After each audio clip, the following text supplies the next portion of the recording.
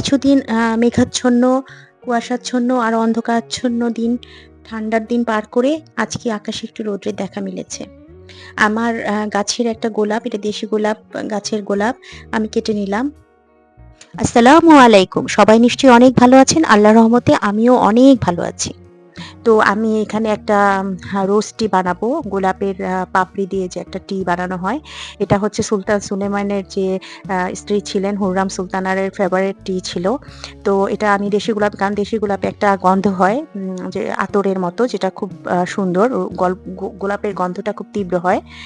এইজন্য এটার জন্য আমি নিয়েছি হানি, আর হচ্ছে একটু লেবু রস, আর হচ্ছে গোলাপের পাপড়ি। তো এটা লাল গোলাপ দিয়ে করলে আরো ভালো রেজাল্ট হয়, কারণ তখন কালারটা খুব লাল হয় এবং সেটার দেখতেও আরো বেশি সুন্দর হয়। কিন্তু যেহেতু আমারটা পিঙ্ক কালারের, সেহেতু কালারটা একটু ইয়ালোশ এসছে, কিন্তু রেড হয়নি। তো এটা, এই যে রোস্টি যেটা, এটা খুবই ভালো, ইমিউন সিস্টেম শক্তিশালী করে। তারপরে এটা সর্দি কাশির ক্ষেত্রেও অনেক কাজে হয়। চাইলে এখানে কেউ আদাও দিতে পারে, তাহলে, বা কমলা খোসাও দিতে পারে। এটা খুবই ইমিউনের জন্য খুব ভালো। তো এখানে আমি একটু দুপুরে রান্না বসিয়ে দিয়েছি। আজকে একটু ডিম ভুনা করব, যেহেতু ঠান্ডা না, এত ঠান্ডায় ঝোল তরকারি মাছ কেউ খেতে চাচ্ছে না বাসায়। আমার খুবই সমস্যা হচ্ছে, কেউ খেতে বসলেই যখন দেখে যে আমি ঝোল তরকারি করেছি, বাস কেউ আর খেতে চায় না। দিনের বেলা যাও একটু খাবে, রাতে তো তাও খেতে চায় না। তো একই তো গ্যাসের সমস্যা, তার মধ্যে এতবার এত ভ্যারাইটিস করাও মুশকিল হয়ে যায়। একটা চুলাতে কত কষ্ট করে যে রান্নাটা করি, মানে বলার মতো না। যেখানে ২ চুলাতে আমার কিন্তু ০.৫ ঘন্টা বা ৪০ মিনিটে কিন্তু রান্না শেষ হয়ে যায়। কিন্তু সেখানে ১ চুলার কারণে আমাকে অনেকটা সময় নিয়ে রান্না করতে হয়।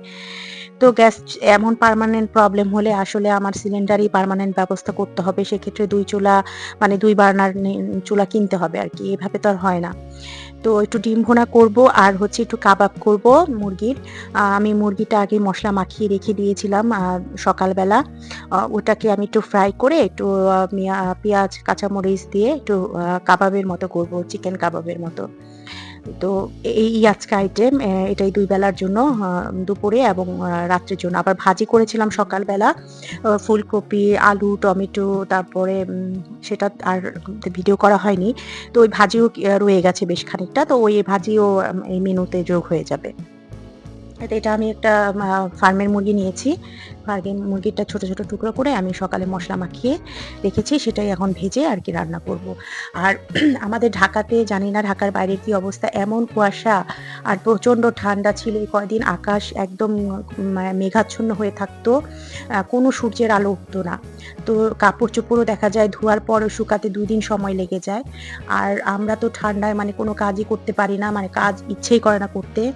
আর আমি জানি না সবার কি সমস্যা হচ্ছে কিনা। আমার পুরো দাঁতের মাড়ি সব ব্যথা করছে ঠান্ডায়। কান কান হালকা, হালকা ব্যথা ছিল, কিন্তু এখন আর নেই। কিন্তু দাঁতের ব্যথা, আমি দাঁত মানে মাড়িগুলো সব হালকা, হালকা ফুলে, ফুলে ব্যথা করছে। তো এই হচ্ছে অবস্থা। মানে এত ঠান্ডা না আবার ভালো লাগে না। ঠান্ডা আমার কাছে ভালো লাগে, কারণ আমরা বাংলাদেশে প্রচণ্ড গরম হয়, আর ঢাকাতে তো প্রচণ্ড গরম থাকে। কোনো গাছপালা নেই তো, মানে ঘরে ফ্যান বা এসি ছাড়া তো রাতে থাকা যায় না, এমন অবস্থা। কিন্তু শীত আসলে আমার কাছে খুবই ভালো লাগে, আমি এনজয় করি। কিন্তু এবারের ঠান্ডাটা অন্যরকম একটা ঠান্ডা পড়ছে, বলার মতো না। আর আমার বাসাটা না এমনি বেশি ঠান্ডা, কারণ আমার বাসার চারপাশে আবার গাছ-টাছ আছে। এজন্য আ ঠান্ডাটা একটু বেশি। তো এই আরকি আজকে সারাটা দিনই গেছে মানে খাওয়া-দাওয়া এসব নিয়ে। তো আমি এই ভিডিওগুলাই করেছি। এছাড়া দেখানোর মতো অন্য কোনো কিছু আমার লাইফে ঘটেনি যা আমি ভিডিও করব। আ এই খাওয়া-দাওয়ার রিলেটেড ভিডিওগুলাই এজন্য আজকের ভিডিওতে রেখেছি। তো দুপুরবেলা আরকি আমি একটু বড়ই ছিল, বড়ই ভর্তা করব আরকি। তো বড়ই নিয়েছি, এটা দেশি টক বড়ই, আর এখানে ধনেপাতা, কাঁচামরিচ, মরিচ, বিট লবণ, শুকনো মরিচের গুঁড়া আর একটু কাসুন্দি। তো এটা মেখে, বাসায় কেউ নেই, ওর বাবা তো অফিসে, ছেলে খায় না। আমি আর আমার মেয়ে একটু খাবো। তো এটা বড়ইটা ভর্তাটা কিন্তু এখানে একটু ম ভুল হয়েছে। একটু তেঁতুল আমার ছিল ফ্রিজে। একটু তেঁতুল দিলে মনে হয় আরেকটু টেস্ট হতো। তো যেহেতু দেওয়া হয়নি, তো তেঁতুলটা দিলে একটু অল্প হালকা একটু তেঁতুল দিলে টকটকটা ভাবটা একটু বেশি লাগতো, একটু ভালো লাগতো। তো যাই হোক, এমনিও অনেক ভালো লেগেছে। দেশি বড়ইয়ের কিন্তু ভর্তা খুবই মজা হয়। এটা দেশি বড়িটা একটু পিছলা, পিছলা হয়, যেটা খেতে খুব ভাল লাগে। আর এমনি বড়ইগুলা কিন্তু অতটা বেলে, বেলে ওটা কিন্তু ভর্তা অত মজা হয় না। ভর্তা কিন্তু দেশি বড়ই দিয়েই খুব মজা লাগে। তো এই আর কি করছি বড়ই ভর্তা। আর আ আমার না ইদানিং টক-টুক জাতীয় ফলগুলা খেতে খুব ভাল লাগে। হালকা একটু মিষ্টি, মিষ্টি করে বানাই। তাহলে ভাল লাগে। আমরা কিন্তু ঝাল কম খাই। এই ভর্তাতে অনেকেই দেখা যায় ৬-৭ টা কাঁচামরিচ দিবে। কিন্তু আমি দিচ্ছি ২ টা, কারণ আমরা ঝাল অত খেতে পারি না।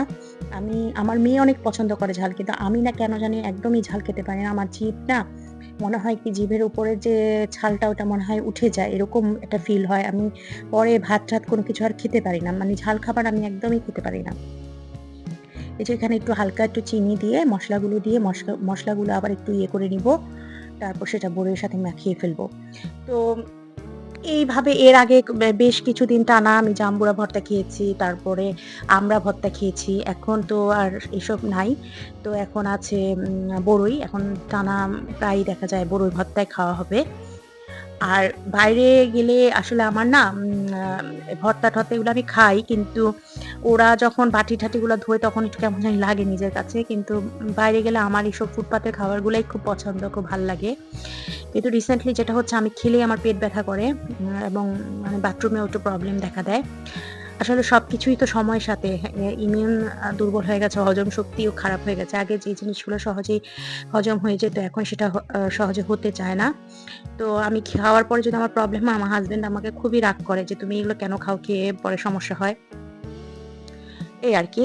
তো চেষ্টা করি বাসায় করে খেতে। কিন্তু বাসারটা না অতটা মজা হয় না যেটা বাইরের ওরা বানায় সেটা খুব মজা হয়। অ্যাকচুয়ালি সেটা না। আসল কথা হচ্ছে বাইরের যে একটা এনভায়রনমেন্ট অ্যাম্বিয়েন্স ওইখানে আরকি বাইরের খাবারটা খেতে খুব ভাল লাগে।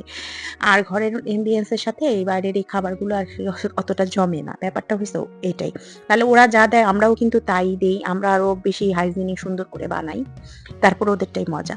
তো দুপুরবেলা খাওয়া-দাওয়া করে আমি একটু লেপের মধ্যে শুয়ে আছি কারণ অনেক ঠান্ডা। তো আমার ছেলে আমাকে একটা চিপস দিল। ৩ টা চিপস নিয়ে এসছে। একটা ওর বোনকে দিয়েছে, একটা ও খাচ্ছে, একটা আমাকে দিয়েছে। তো এই চিপসগুলার সাইজ কত ছোট করে ফেলেছে। ৳১০ এই চিপসগুলো আরো বড় সাইজের ছিল। কিন্তু এখন একদম ছোট করে ফেলেছে। আর পরিমাণও অনেক কমিয়ে দিয়েছে। তো বিকেলবেলা আমার ছেলে-মেয়ে বলতেছিল যে, "আম্মু একটু পিজ্জা খাবো।" তো আমি অনলাইনে ফুড পান্ডায় অর্ডার দিয়েছি। তো একটা পিজ্জা মিডিয়াম সাইজ পিজ্জা হাট থেকে দিয়ে গেল। সেটা রিসিভ করলাম। তো এখন এই পিজ্জাটা সবাই মিলে মানে খাবো। আ তো এই ভিডিও এই পর্যন্তই। আ সবাই অনেক ভালো থাকেন, আমার জন্য দোয়া করবেন। আর আপনাদের দিনগুলো অনেক সুন্দর কাটে। খুব সুন্দর একটা সময় যেন আপনারা পার করতে পারেন সেই আশাই করি। আমার জন্য আপনারা দোয়া করবেন। তো আজকের ভিডিও এই পর্যন্তই। আসসালামু আলাইকুম। সবাই অনেক ভালো থাকেন। আল্লাহ হাফেজ।